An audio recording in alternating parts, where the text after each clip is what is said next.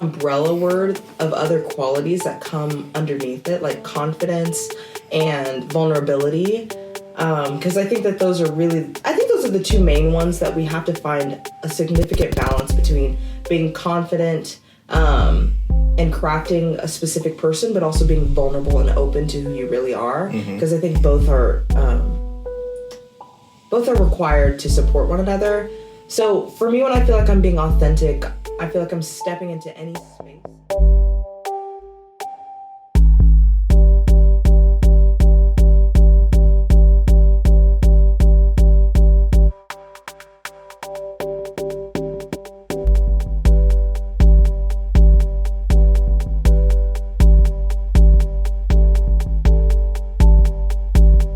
Hello and welcome to Authentic on Air with Bruce Alexander, sponsored by Duluth. I'm just kidding. I wish. Oh. I really wish, but I'm manifesting it. I'm putting it out there. Damn. Duluth, hit me up because I wear nothing but your clothes. So, all right. So I've been doing some research, and I think it's in everyone's best interest that I start with a disclaimer. Authentic on Air is a place that promotes authenticity and healing, but I am not a mental health professional, and this is not to be taken as medical advice. If you are struggling with mental health issues, I encourage you to seek professional advice. Hopefully, though, here you can find community, support, and examples of how others live authentically, and you can do the same. Evelyn Smith, or as I know her, Eve, is a good friend of mine, and that could be a story all on its own, considering I'm almost 40 and she is 22. At close to half my age, she has already done more good than most will do in their entire lifetimes. She has left an indelible mark on the community she calls home, and I'm excited to get into this conversation with her. But first, today's reflection. Are acts of service part of your identity? Why or why not? I have found that I feel most myself when I'm caring for or about someone else. I spent so much of versions 1 and 2 of myself being completely self-absorbed that I now find clarity in seeing the best of myself reflected in others. Think about what role acts of service take in your life and how you relate to the world. As always, I am genuinely interested and would love to hear any interesting, surprising, or revelational insights uncovered. So you can hit me up on Instagram, Facebook, Threads, or LinkedIn at AuthenticIdentityManagement.com. I'm sorry, at Authentic Identity Management. So I never would have predicted that this nemesis across from me would produce one of the most meaningful connections I made in 2.5 years at OKCU. I sit across from my friend today, Eve. Welcome, Eve. Hello there. Hello there. So do you remember our first real interaction? Oh no, I love remembering how I meet people. I don't. Was it graphic design? That was the first class we had together, but the first time we actually had any actual interaction. First meaningful interaction? Yeah. So not first meeting. Not first meeting, but the first meaningful. Probably when I went like this. You're a firefighter. So you don't remember this situation, and this is really funny.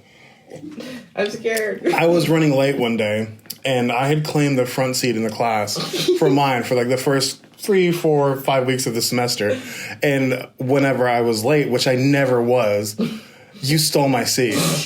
And it was the only M1 computer, the only M1 Mac.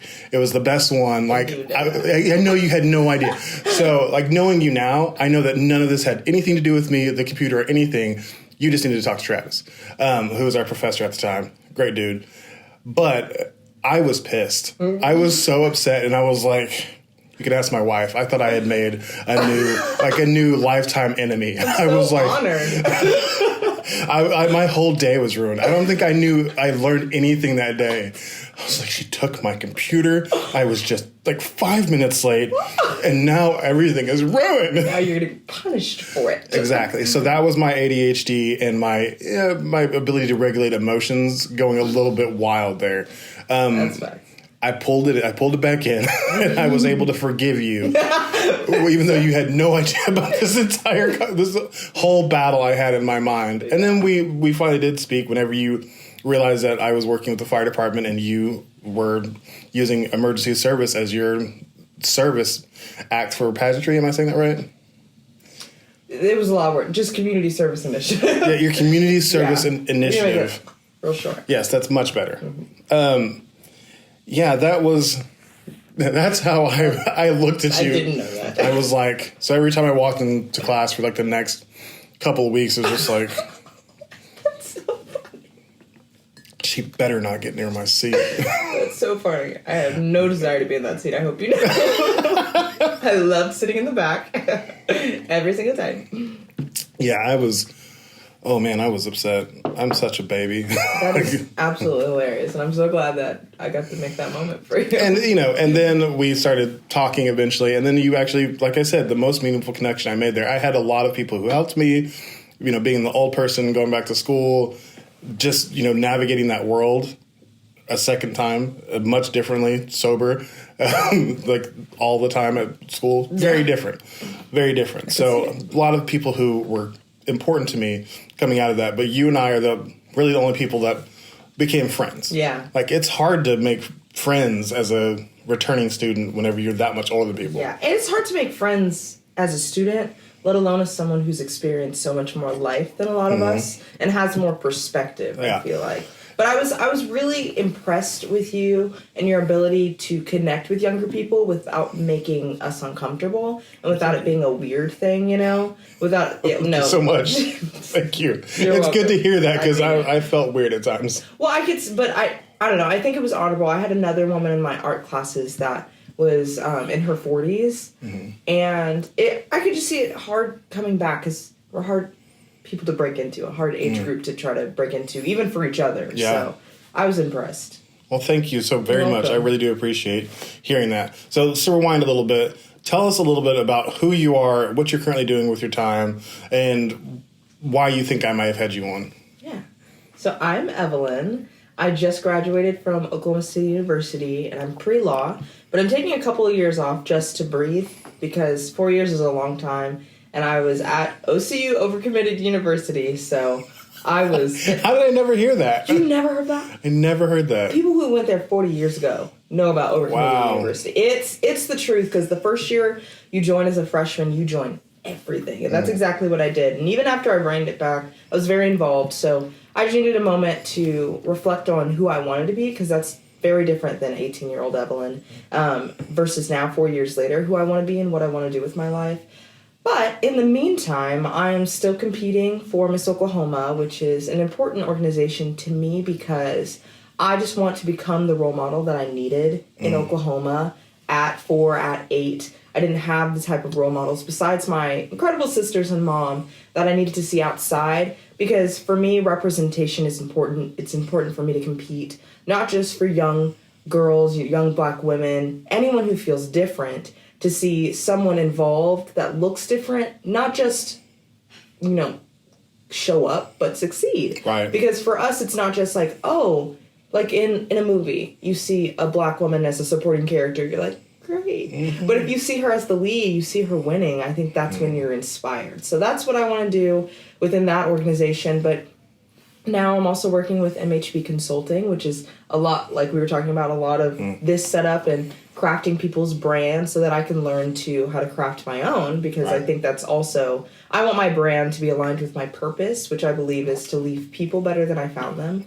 And so the reason I think I'm here is to, kind of like we talked about before, is I think I'm a trailblazer and I've done a lot, and I had a fear at one point that people would see me from the outside and be like, all you ever do is pageants, right? But then I look at my resume and I'm like, but that helped you do a lot. Right. So I think that's why I'm here and what I'm here to talk about. Man, you're so polished.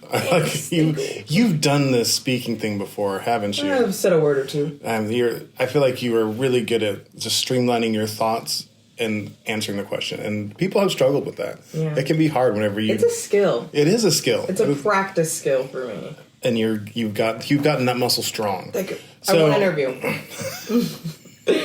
What does authenticity mean to you? To me, that's a very subjective term. That's why I asked you. That I feel like a lot of people don't know how to come into alignment. Because I feel like it's such an umbrella word of other qualities that come underneath it, like confidence and vulnerability. Because I think that those are the two main ones that we have to find a significant balance between being confident and crafting a specific person, but also being vulnerable and open to who you really are. Because I think both are required to support one another. So for me, when I feel like I'm being authentic, I feel like I'm stepping into any space and not lessening the truest parts of me. So like I was talking about in an interview in Miss Oklahoma, I don't loosely say that it was the best interview I've ever had because I stepped in front of people and I set the tone. I came in and I was not the thermometer, I was the thermostat, and I wasn't apologetic for anything about who I am or my story, and I was happy to share it, but I knew when to share what, so you're like in control of your story and your conversation, but also why I was sharing what I was sharing, which is really important. So I think being able to walk into any room and know that there's different aspects of yourself that you can show, but all of them can be true to you if you allow them to come up when they're supposed to. Wow, that was great. Thank you. Where does that confidence come from for you? A lot of different sources. So I think the first experience with confidence that I can remember is with my mom. I was raised by a single mom from very humble beginnings, and people often ask what that means, is that we grew up pretty poor. So, and without... I know what it meant. Oh, yeah. But without a lot of resources. So she was someone who was such a dreamer, and she still is, which is why... one of the reasons I love her, but she introduced us to affirmations.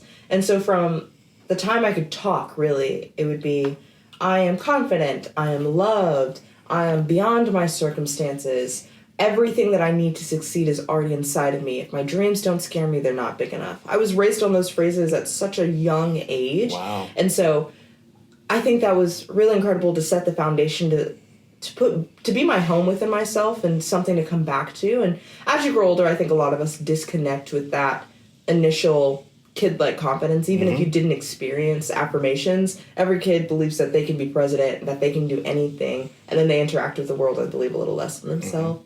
And so I think recently where I've been trying to find my confidence, because as a newly grad, without a specific timeline to tell people, it can be really hard to remain confident in uncertainty, which is what I've chosen, instead of going straight to law school or be like, oh, I'm going to have one gap year and then take the LSAT in January, apply. I don't have that type of timeline. And I probably did when I was 18, but every 18-year-old knows exactly where their life is going.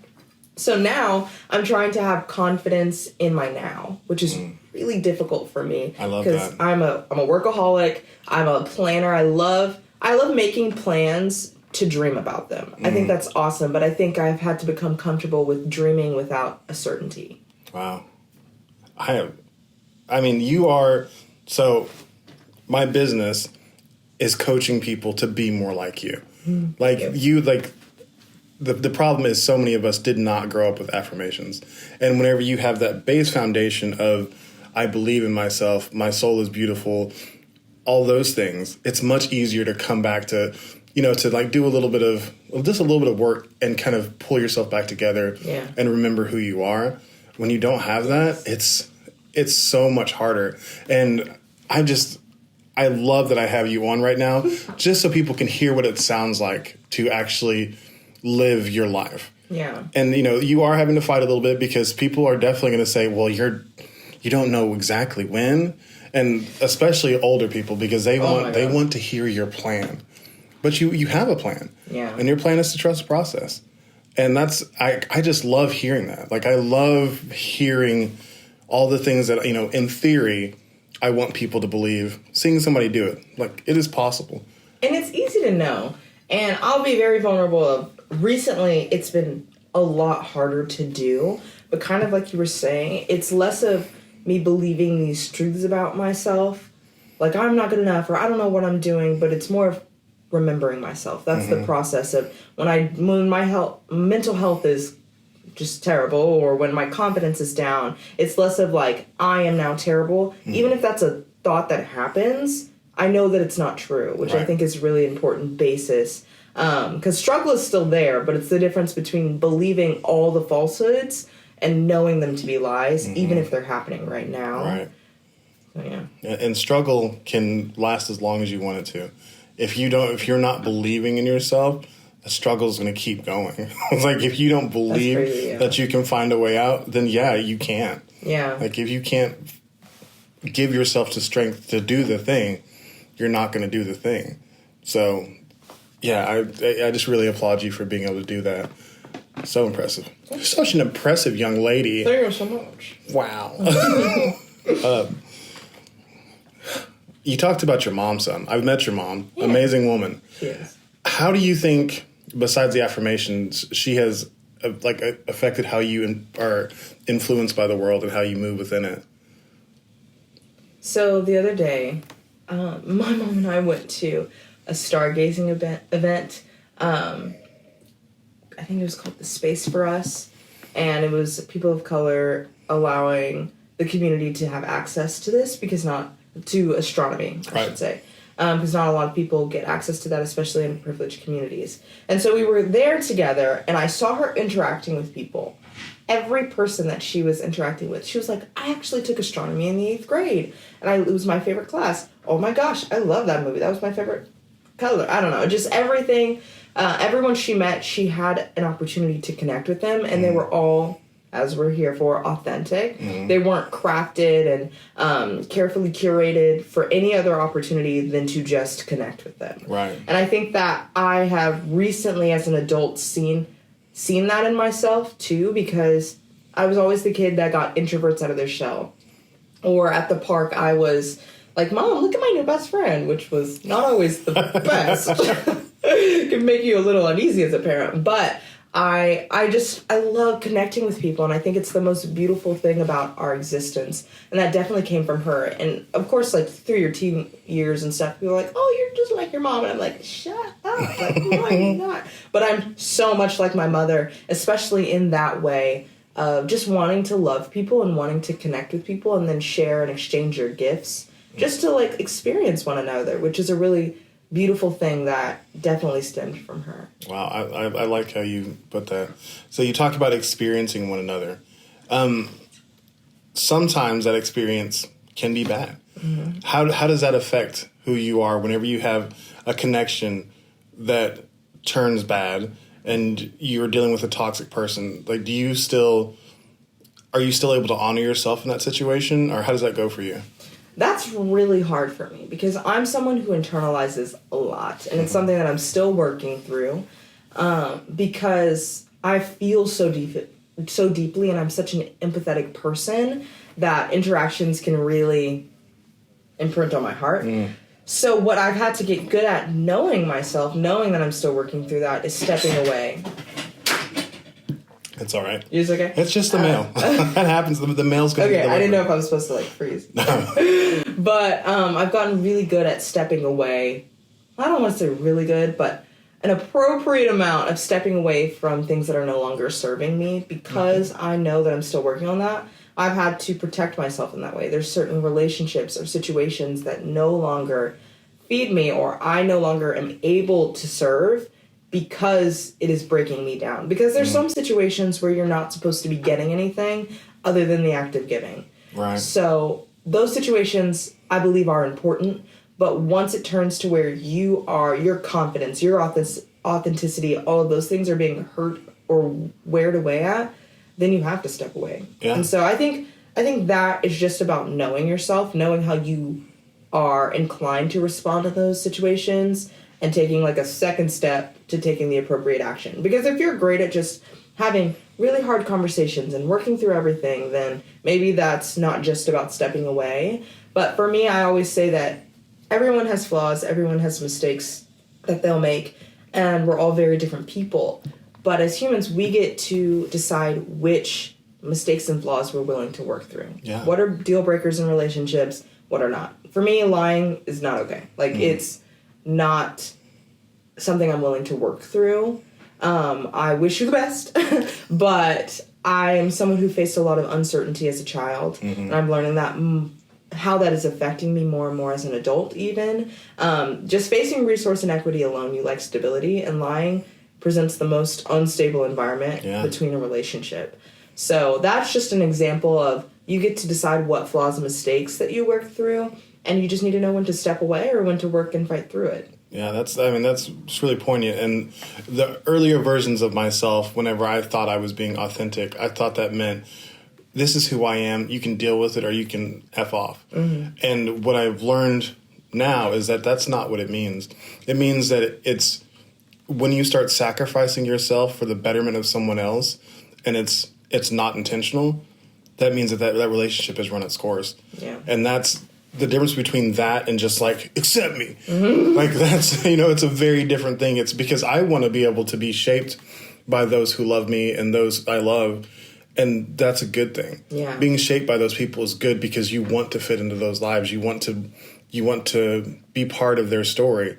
The opposite is whenever you're being shaped by those who are hurting you. Like, that's abuse, and you don't want to deal with it. You want to, when you're not preserving yourself anymore, it's okay to step away from a situation and say that this is not good for me anymore. And I really appreciate your ability to see that already at such a young age. I mean, talking on one of our earlier podcasts with my friend Derek, I was on version 2.5 at your age. I'm on version 5 now. And version 5 is the healthiest I've ever been. At your age, I was so unhealthy. I was so self-absorbed. I was so narcissistic, and there were so many negative things about who I was, but I thought I was there. Like at 22, I thought I was there, and I hadn't learned anything yet. There was zero self-discovery. There was zero self-awareness.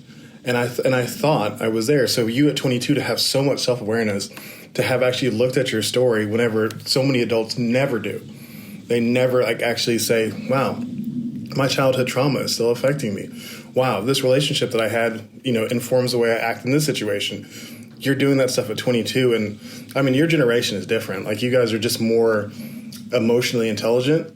That's just kind of part of the trail that we blazed, because we're just asking all these questions like, why are we so broken? And you guys saw that, and you said, probably because you guys didn't look at your experiences and learn from them. And you're doing that. And I really think that's amazing. Well, I think too, what's interesting is I've had to learn that emotional awareness doesn't necessarily mean that you're growing. So I was someone who was very intuitive all my life, really very self-reflective, probably why I studied philosophy. But there's just a lot of things that I wasn't actually aware of myself. Just because you can talk about them doesn't mean that you're actually deciding to grow. And so that's where I am right now. I'm not on 5, and I know I'm not. And so maybe it's like 2.7, because I'm not there, but I know I'm not there. So that's why I very much so recommend counseling to everyone. Because for me, I need my counselor you were saying, like, when you're hurting someone else, then you're being the abuser. And I don't think we understand how often we can take that role. We think about how the world happens to us rather than how we happen to the world.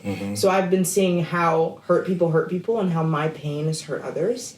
And that's a really hard, uncomfortable place to learn, to be very upfront, even with just yourself and your therapist, about how you are being problematic and how you need to change.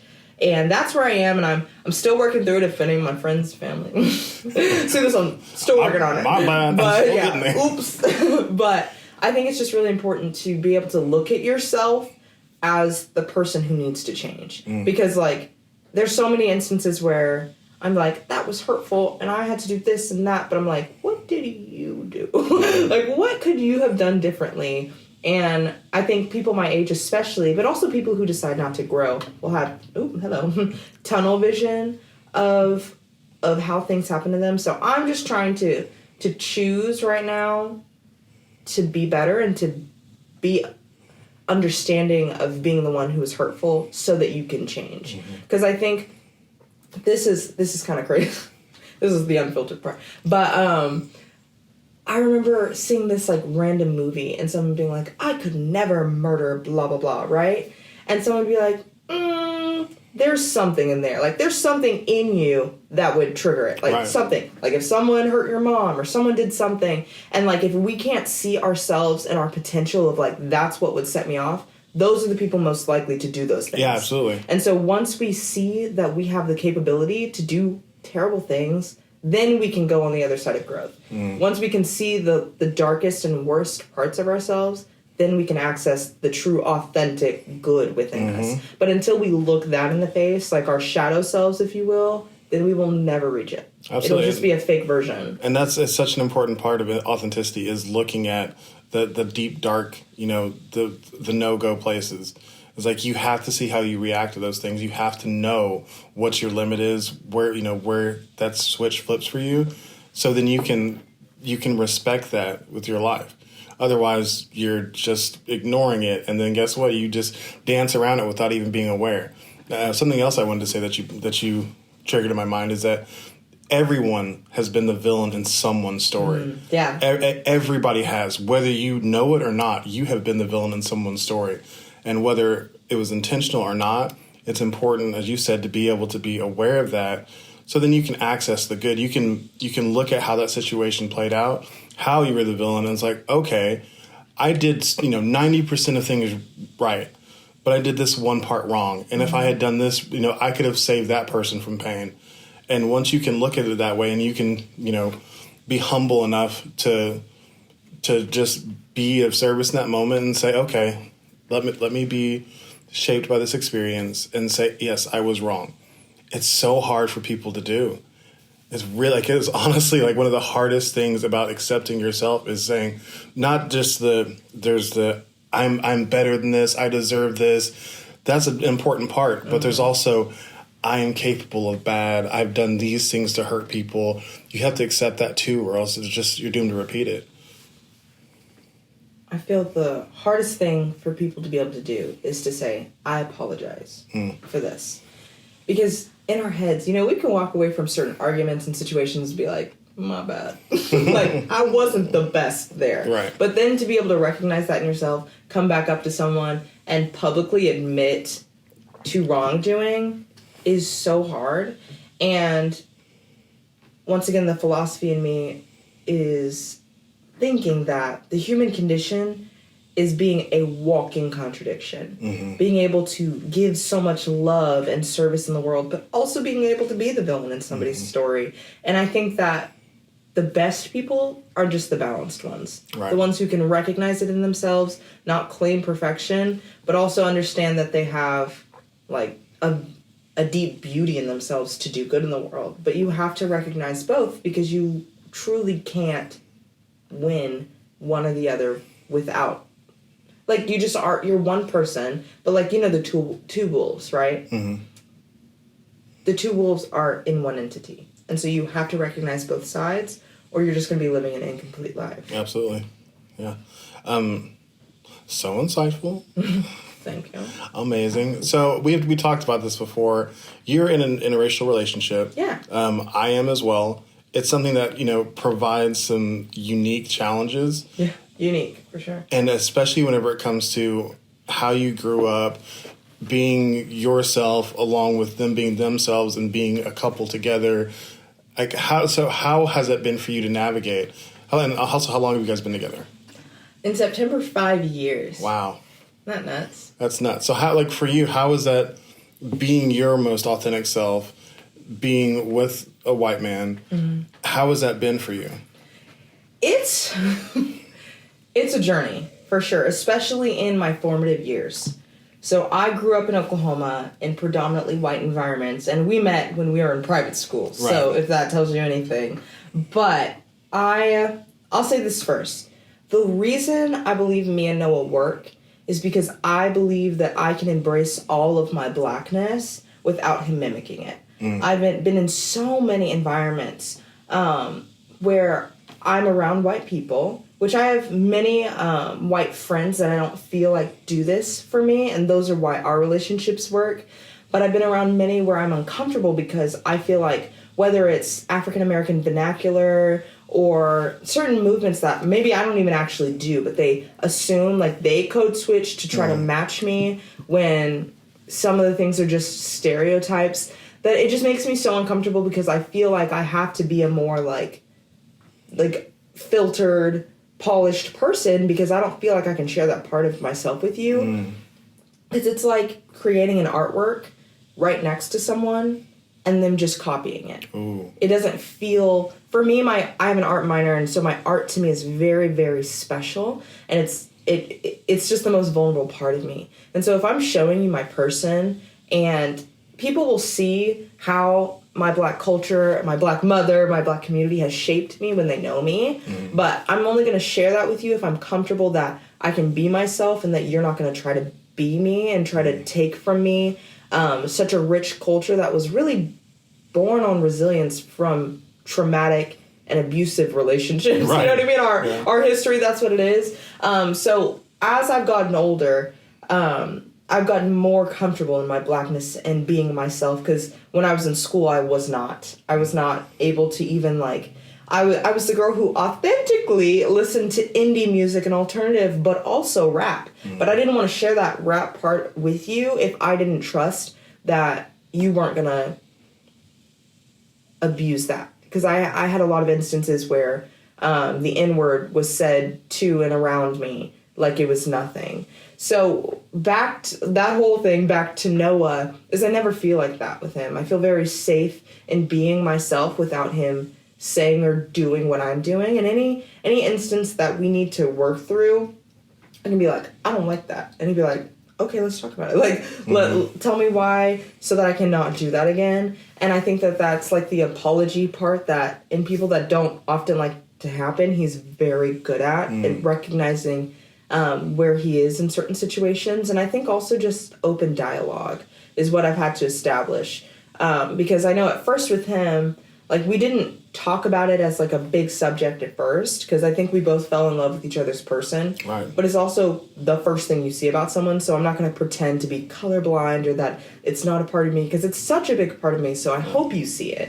And so for us, it's just, we've had to talk. We've had to have communication about it. And I've also had to allow myself to be completely confident in my blackness while dating a white person, which is really hard, because other people, even other black people, make assumptions about me, even after knowing me, when they see that I'm with someone who's white, like, oh, you've always wanted to be with a white person, or like, oh, they'll say something about an instance with a white person or a racist experience and be like, oh, sorry. And I'm like, no, let's talk about this. Yeah, That's no, that right. was racist. I'm offended too. Like, let's talk. Like, I'm not going to filter my experience through a white experience or lessen yours or even lessen my own, because I recognize our history, but I also know that I couldn't help but love this person. Right. Like, sorry to break it to you, but it happened. Like, we were in a similar space, and that's what happened, because I feel like people think, like, oh, there's a white man. I choose you. Now I love you. You know what I mean? Like, we were friends first, and then we just realized it developed into something more, and I allowed myself to love someone that happened to be white. But at the same time, once again, I don't pretend to not see color, because I think that that's really hurtful and detrimental to history, communities, and bound to repeat itself, especially within a relationship. You're bound to recreate the oppressor-oppressed relationship on a personal level, which can be just a new kind of pain. Right. So I think we just continue to stay together because we continue to grow together.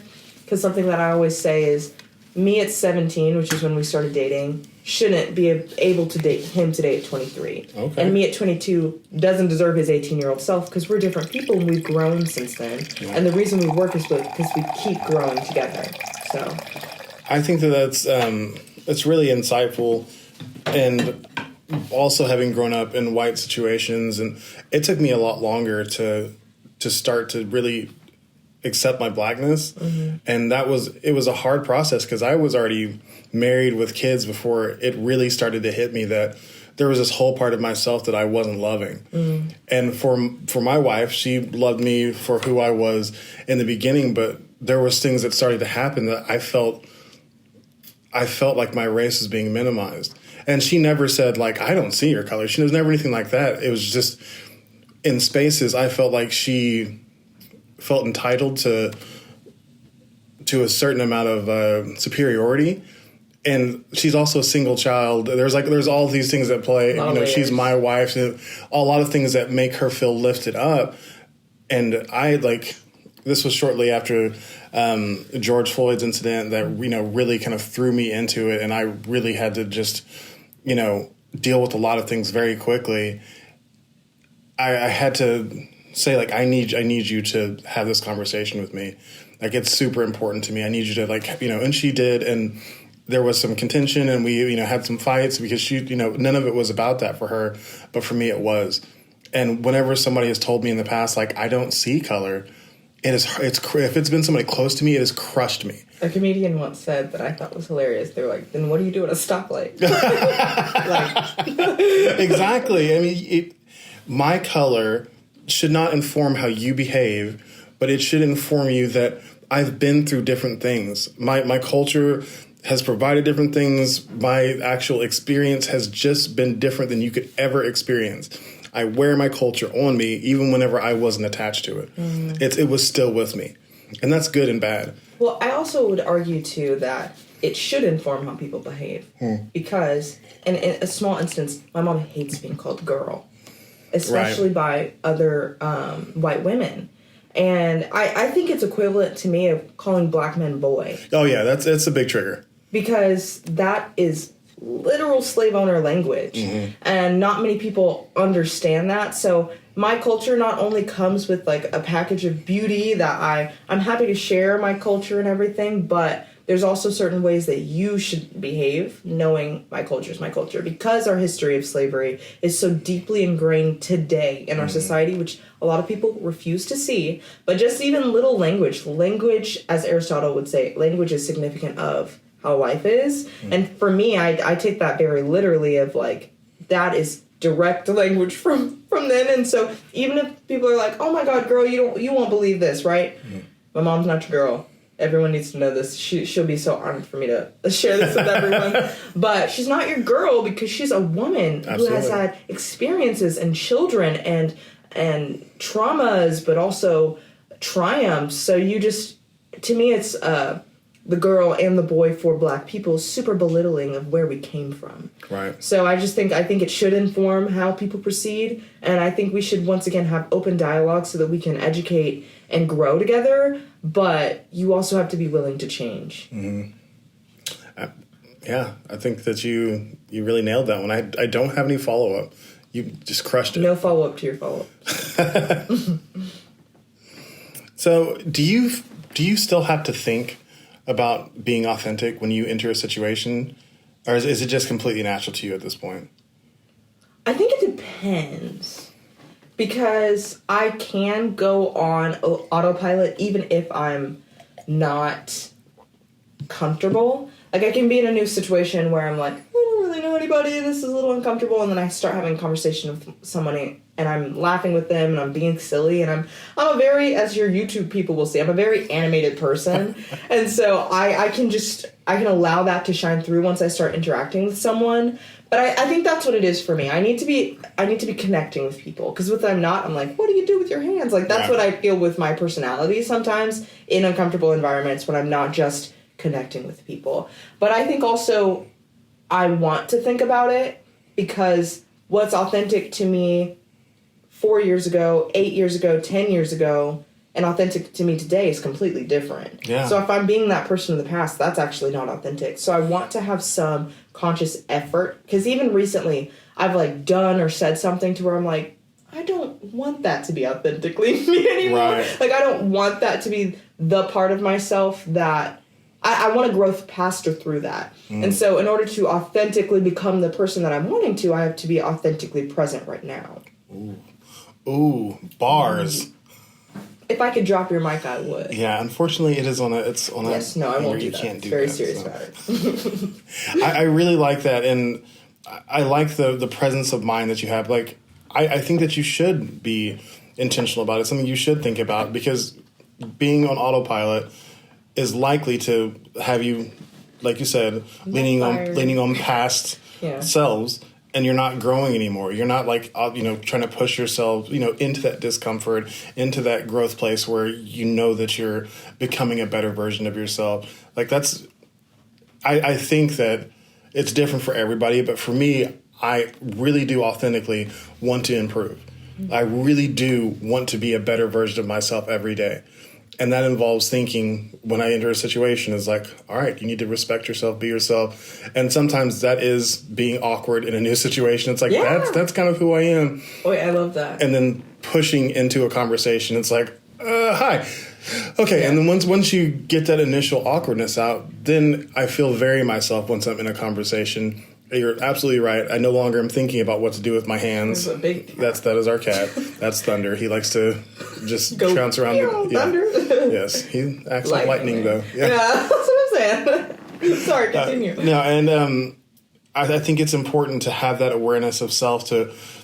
I am awkward in this situation. Like, I do networking events, and I know that whenever I walk in, if I don't know somebody there, I'm going to be awkward, and that I just have to start a conversation.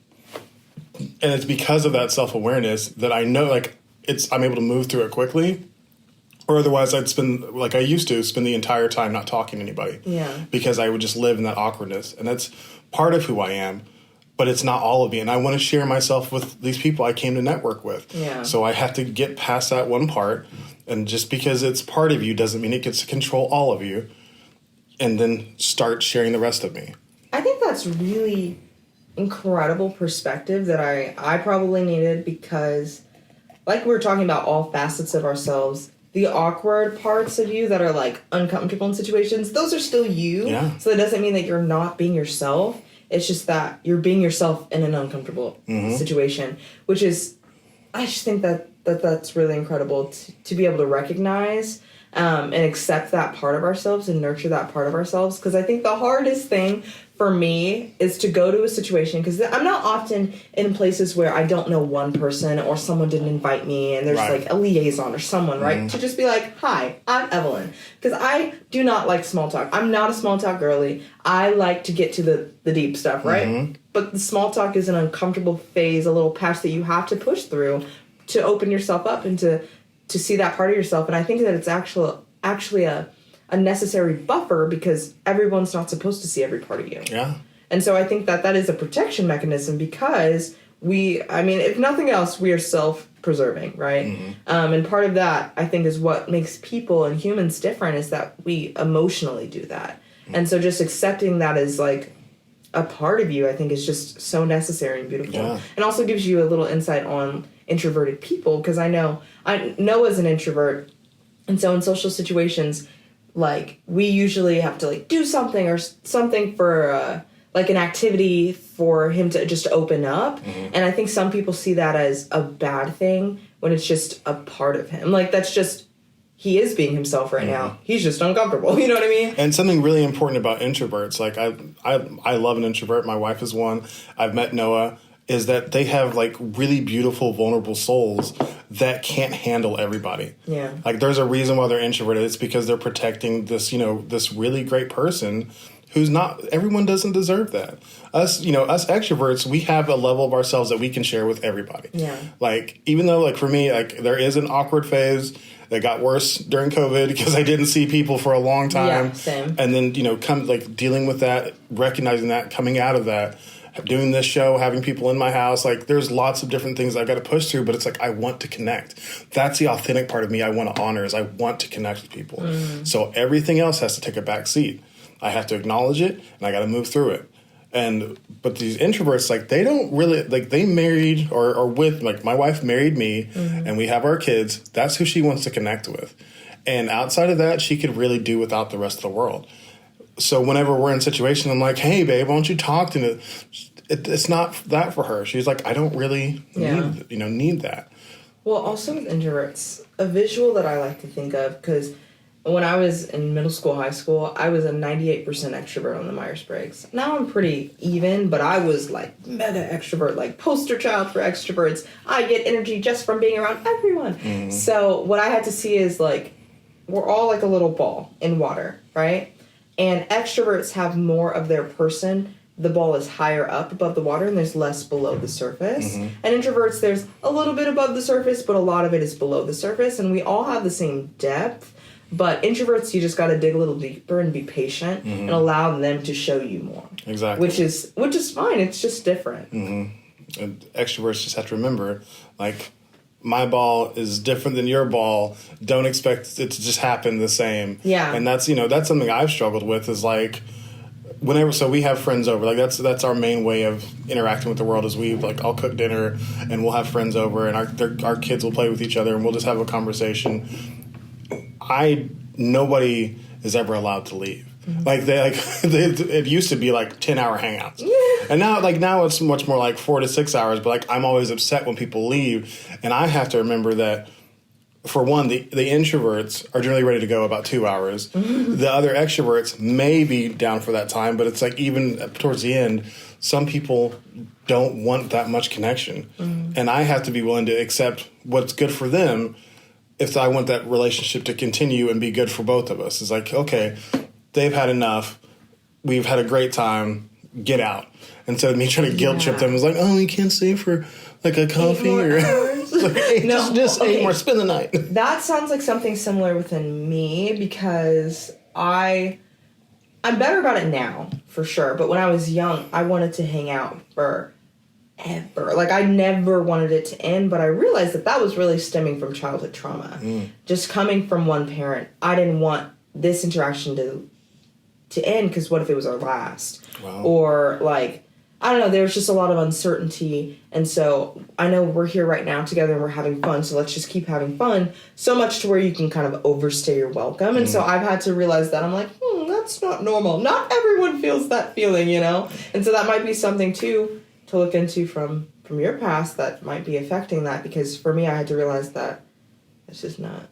I know for sure that uncertainty is definitely something that was, my parents divorced when I was 11, but they were unstable much long before that. They should have never been married. Talk about oil and water. Not a good mix. So yeah, I know that uncertainty is definitely something, and then whenever I'm in something good, I want to stay in it. And I'm definitely aware of that part, but looking at it as a childhood trauma effect, I'd never considered that. There's so much that is affected by my childhood that I hadn't even gone to the things that like aren't that negative. It's I'm so focused on the fact that simple facts about you. Exactly. I'm so focused on the fact of, like worried about my wife leaving me because of the, the attachment trauma that I've got from my father and mother getting divorced. Those are the things that I'm looking at, whereas something small like that could just slide under the radar and it's like, oh, man, it really does control everything. It does. It shapes so much of who we are. But like you said, it's not all negative. Yeah. But there are small things that we can go through too. You know what I mean? That aren't just the big things. It's just, I don't know, there's just small aspects of our daily lives. And I'm like, someone who hasn't been through that doesn't feel like that, So, counseling. Counseling. Counsel yourself. Yeah, it's really important to be able to have that conversation of, what would this be like for somebody who hasn't been through my experiences? And then to interact with people in a way that doesn't assume that they're going to react the way that you would. Because sometimes that's a really bad thing. Absolutely. It's like, I'm going to, freak out about somebody leaving, which I don't ever really freak out, but it's like, because I would be afraid that I wouldn't see them again or see them anytime soon. It's like, I have to make the most of now. And that's not necessarily healthy. And they're like, see you tomorrow. It's like, no, you will not. No, you won't. Yeah. Before COVID, it was like we had people over 2 to 3 times a week, and now that is, it's like 2 or 3 times a month if we're pushing it. Yeah. Like it's exhausting now. Like not because I don't love my people. I love my people to death, and it's really fun to have them over. But it's just at the end, you just feel. Oh, it's done now. Like, okay, that was fun, but I need a break. I just need to be around just my people because I was around nothing but my people for almost 2 years. And now that's where I find all the comfort and all the safety and all the good things. Well, for me, too, that period of the pandemic was actually very healthy. Let me rephrase. It brought me to a healthier place because in high school, I was around people, kid you not, Monday through Friday, of course, and I would go home with a friend Friday, come back Sunday night, go to school Monday. Or I would go to school with them Monday. Like, I was around people all of the time, and so I genuinely did not know how to be by myself. It stressed me out and it freaked me out. And so being with the pandemic, having to be the only kid at home with my mom, who also had a life, like, I had to really learn to sustain my relationship with myself, which is something that I'm still learning. But for me as an extrovert, I'm not just like, whew, my battery's drained. I need to go have some time. I get irritable. I get like annoyed. And I'm like, oh, maybe it's because you should be by yourself. You know what I mean? Like, the signs for me look different, but I still do need my space and time. But the pandemic just forced me to understand that more time with yourself can be really good and really healthy. So I found that through the pandemic, but I feel like for extroverts, the pandemic was restorative, and it was a forced restoration. Yes. It was like you said, I could definitely need to be shut down versus saying, that was nice, let's go. Yeah. My wife will tell you that she had to drag me out of every party we've ever gone to because I'm like, I'm not done yet. But even though it's like, you're hungry, you're tired, you need to go to the bathroom, like Like, but I'm she like, sees your signs, but you don't. Exactly, absolutely. Yeah. And I'm just like, FOMO. Like, I don't want to miss anything. Yeah. And that's something that has been, that I came to terms with is like, I missed everything and life went on. Like, everybody still lived their lives and everybody was okay. So it's all right for one to leave a conversation to go to the bathroom. You don't have to wait for 6 hours because you're afraid you're going to miss something. That was something I had to come to terms with. Yeah. And it's okay for your friends to come and go, and that's all right. And if they're not supposed to be there anymore, if that is the last interaction, that might be for the best. Yeah, that's true. I mean, I'm a big believer in there being a bigger plan, and also people being in your life for a reason or a season.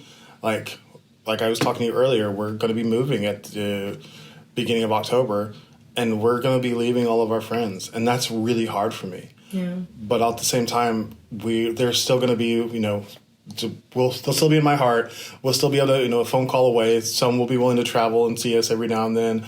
All those things are great, but we have to be willing to let go of that part for this next journey because, it's a big thing. Yeah. Moving across country is a huge thing, and there's so much uncertainty. There's a lot of risk, but it's exciting. There's so much excitement. There's so much, possibility, and that's really amazing. And my kids are so excited. That's good. My son just keeps saying, New England, interesting. Like, what does that mean? Yes. Like, it means interesting. I'm like, oh my God. Please talk to me. Are we doing something you hate? No, they're excited. They're all excited. That's awesome, though. We were terrified because, my son's best friend lives one street over from here. So they literally they play every day, and it's like that's going to be hard. But living close to the ocean, like my wife is she's like a mermaid. Like she's been like robbed of her water self for like all this time, and my kids have part of that, and so they were like, we'll be pretty close to the ocean, like we'll be able to go like more than the one time we've been as a family ever. Yeah, exactly. And they're like, oh my God, that sounds amazing. And seafood like, authentic seafood, exactly, not landlocked exactly, seafood. Not landlocked crab, farm raised salmon and whatnot. Like my kids they're food snobs. Like I can cook, and so they very early learned the difference between good and bad food and quality stuff, and they're like, yeah, let me get some of that. Yeah. So well, that's good. I mean, it's a good problem not many parents have. So. Exactly. I mean, until everybody wants to eat again after dinner. It's like, oh, you got my snack cell too. Yeah. It's so good. Last night, everybody was eating until they went to bed. I was like, oh my God, just go to sleep. Yeah. Oy. You're a great guest. Thank you so much. The time has flown. Have me back. So we talked about representing yourself authentically. Like, how high would you say that ranks in your like list of priorities? Being yourself. I think it's really the first and only thing that matters. The only thing that matters. First wow. and only first, because the word priority originally, I don't know what language origin it was, but it meant first, right? It meant like one. Mm-hmm. And we as people, I read this in the book Essentialism. It's incredible and great for workaholics. You should read it. Okay. But priorities, we developed the word priorities. It's not supposed to be what it is. Ooh. So priority, my first priority, being myself, because what I've learned, once again, authenticity is just such a big umbrella that I feel like so many things can go under it. Mm-hmm. But what I've learned, just even in this past year of Miss Oklahoma, is being proud of yourself and who you are and what you put out is infinitely more important than anything you could ever accomplish, ever. Wow. Because I just don't see any other point now. Now that I've discovered truly being proud of myself despite an outcome, I don't feel like I would be chasing that feeling forever if I never achieved it again. Like, if I was president of the United States, a millionaire, had the perfect everything, but I wasn't proud of it all, it would feel like nothing now that I've felt proud of myself before. Because I'm a very accomplished person, and I like to succeed, and I like to crush different goals just because the people before me didn't have access to them. So people are like, why would you want to pursue a law degree or a PhD? I'm like, just because I can, because the people before me couldn't. So for me, being proud of everything that I'm walking into, if I just walk away with a philosophy degree, am I proud? Yes, then keep it. If I want a PhD, if I'm proud, then do it. Because if I'm not myself and I'm not proud of that person, then everything else is secondary. Nothing else can feel incredible or feel like it's right if you don't like who you're becoming. And if the authentic self that you're putting out is not who you want it to be, then I feel like everything else just kind of is just on autopilot, like we were talking about before. It's just like happening without you actually enjoying everything around you and you as a person. So that we kind of touched on this earlier, but I'd like to hear a deeper perspective from you. Changing and evolving as a person, I know you think that's accepting your authentic self, but is there a point at which changing is giving up yourself? Do you think that it's always good to be willing to change? I think that you just have to be you just have to discern in what environment. And what I've just decided to start filtering it through is, are you proud of yourself? Because if I go into a new space and I compete in pageants and there's not many women that look like me. And if I'm lessening certain parts of my story even, because as a Miss, I have been very open and adamant about telling my story, and not everyone is comfortable with that, right? But I'm proud to do it because people come up after to me and they're like, that was so beautiful, or my kid went through the same thing, or I'm just so inspired by you. And so even if I don't win everything, I'm winning because I've learned to win with or without a crown by being proud of myself. And so change that comes can be negative for sure. I think anything that is different is a form of change. But positive change to me is being proud of the person that you're becoming. And that doesn't always have to sit well with other people. They don't always have to agree with it. But that's why I, once again, jokingly and seriously, recommend counseling, because you get to measure up against someone who studies people and studies being there for people and say, this is the change that I'm thinking. What do you think? And they're like, don't do that.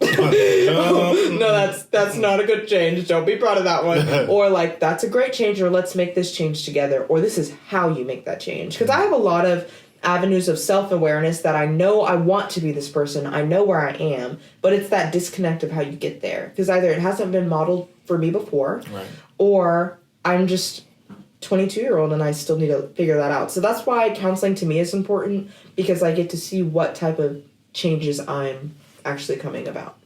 That was exactly what I was looking for. Thanks. I had another question based on that. Now I've forgotten, because I just got so lost in your answer that sometimes I have to forget. Or I'm sorry, I need to remember that as a host, you don't just get to be the participant in the conversation. You also have to remember how to guide it. You can't just you can listen to it back. Yeah, that's true. I can listen to it later. Mm-hmm. No, in order to ask a question, I got to be listening to what you're saying too. So you got a hard job. I don't envy it right now. Oh yeah. So you've talked a lot about your story, and I think that we've touched on it, to a degree. Is there anything else about your story that you want to share, so people get the whole picture? We've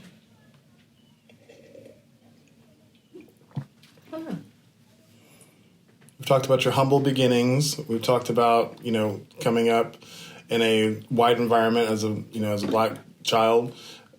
What else has informed your life? What else has helped bring this version of Evelyn to us? Well, as you know, I recently became a CPR instructor, and I didn't know how much heart health would really be involved in my life until this past year, when my grandmother was diagnosed with congestive heart failure. And I was actually born with a heart murmur, which is why I have this Queen of the Hearts right here, because that's what my grandparents always called me, because I was also born on Valentine's Day with a heart murmur. Wow. And then my grandmother got congestive heart failure, and I had already been volunteering in emergency preparedness for years, and then I found like an avenue that I'm super passionate about.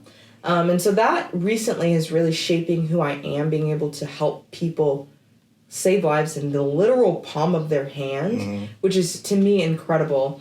And I think within that, I guess circling back, service is important to me.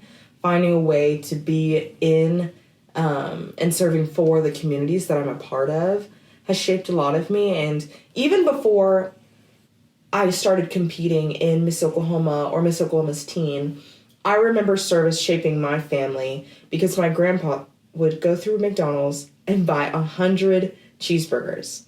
And we would go out, and I was more shy as a kid, so he would like roll down the window and be like, hey, God bless you, here's a sandwich, right? And he would have us do it too, right, so that we had the first literal touch with service from a very young age. And so we'd hand it out, but I'd be like, here you go, like, here's the sandwich. But I just think service is an important part of me and what I also want to pass down to anyone who comes after me, because something that I want to leave as a legacy is, oh, she loved. Like, oh, Evelyn, she loved people. Right. Because you think about people's funerals and you think about people who so many people show up. Recently, Noah's grandmother passed, and she was, until the last days, always serving people, always active in her church, but the type of person that was always what you needed and always there and always organizing, always volunteering. And so that is the type of person that I want to be remembered as, which takes a lot of self-work right now to what, like we were talking about before, making sure that you aren't just focusing on what's happening to you. And so I'm someone I'm learning, we've bonded over ADHD, which has been special to me because not many people know that about me or assume that, because a lot of women are high functioning because we're taught to suppress those symptoms. But a part of that is just having really big emotions, right? Yeah. And I'm learning to regulate those. And one thing that my counselor told me to do is to call a friend. Like, if I'm dealing with a lot inside of me, help somebody else. And it works. It works so much. Just being able to be there for someone else, it just immediately, like, subsides my feelings and gives me perspective of not necessarily like, oh, their life is so terrible, mine is good now, but it's just like, okay, I was able to help someone and help yourself. You know what I mean? Like you were talking about before, your pain will last as long as you allow it to. And I kind of amend that to like, the pain might last, but your hope is what you can change. Yeah. Amazing. Thanks. All right, Evelyn. So, as my friend Derek said, I think we should probably start landing this plane. It's like closing time. Get your drink orders in. This is a question that I think that would be good for you. Was there ever a time where being authentic didn't work out for you? Yes. Most of my childhood, because I would 7 habits, seek first to be understood. So something that I'm really trying to live by is seek first to understand and then be understood. Even in this interaction right here, right? Like, we're giving a dialogue exchange, and for me to not just want to jump in and like cut you off and be like, and then I thought of this, you know what I mean? To just like, yes, I have something to think of, yes, I have something to say, but just listen. You might learn something. And so as a kid, I was I know this, I know that. And it's like, you knew my favorite color before I even told you. Like, you know what I mean? Like, I knew everything. And so now I'm trying to really be a forever student, which is a learning process for sure. But, I'm just trying to continue to learn instead of authentically giving all of myself. Not everything is appropriate for that time or place. And my mom has taught me that is what you're saying timely, necessary, and important. And if all things are true in that moment, that's when you move forward. But that's true with any aspect of yourself. If everything you're offering, because you're interacting with other people, and you're trying to learn to not even be the hero in everyone's story, but just to be a bystander. You know what I mean? Sometimes you just need to be a person in someone's story. So you have to know those 3 things. Is it timely, necessary, and important before you act? So you can make sure that everything you're doing is in the appropriate time and space. Wow. I'm going to take a second to say, Mama Smith, you did such an incredible job. Sorry, what's that? Carter. Mama Carter. You did such an incredible job with this one. Like, the things that she I don't know, bred into you are so, like, they're so beautiful and they're so life-affirming. Mm-hmm. You know, a lot of people are, you know, try to be intentional and try to do certain things for their kids when they raise them, and they don't end up serving them in the long run. Mm-hmm. The things that she has given you to go out on your own with are so good. Mm-hmm. Like, she's done a great job, and like, I know that you're an amazing person on your own. Part of that was, you know, it's nature versus nurture. Like, you were given some really great starting things to start out with, and you've done a great job taking them and making them your own. And I'm really impressed by you, and I think that you're going to do big, huge things. You're going to be able to fulfill whatever, you know, path you choose to lay out, and I'm excited for you. So, where can people find out more about Evelyn Smith? Yeah, so my Instagram is probably the main one.